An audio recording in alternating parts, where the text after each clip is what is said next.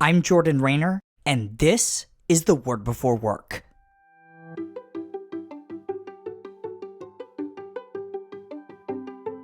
Today we're reading from Genesis 50, verse 20. Here's what it says. You intended to harm me, but God intended it for good to accomplish what is now being done, the saving of many lives. Joseph's brothers sold him into slavery, which led him to Egypt and his unjust incarceration. But God orchestrated these events to eventually put Joseph in a position of power second only to Pharaoh. When his brothers needed Joseph to save their lives, they understandably feared that Joseph would choose to retaliate, but Joseph did the unexpected.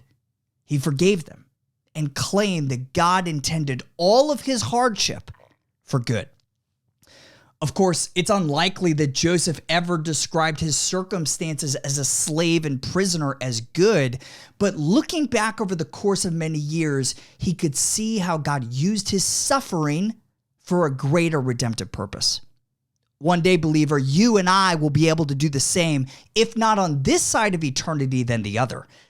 Now, that truth doesn't make the pain we feel today any less real or horrible, but it does give us hope. What hardships are you experiencing right now at work? Have you lost a job?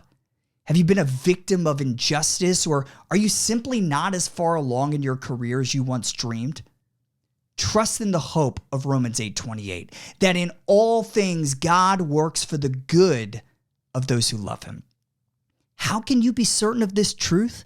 First, by looking at Joseph, and second, more importantly, by looking at the one that Joseph points to.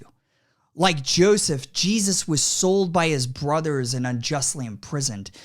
But Jesus went even further, letting the soldiers hold and nail him down so that he could save them. God used the crucifixion, the darkest moment in history, for good, and thus you and I can be confident that he will make good on his promise to work our hardships, infinitesimally small compared to Christ's, for our good and his glory. Rejoice in that concrete hope today. Today's devotional only scratches the surface of how God's word connects to our work. If you want to go deeper, sign up for my free 20-day devotional called The Word Before Work Foundations at twbwfoundations.com. These email devotionals are designed to help you gain a rich understanding of the biblical narrative of work, how exactly your work matters for eternity, and what those truths mean for how we ought to work today. You can sign up right now, again, for free at twbwfoundations.com.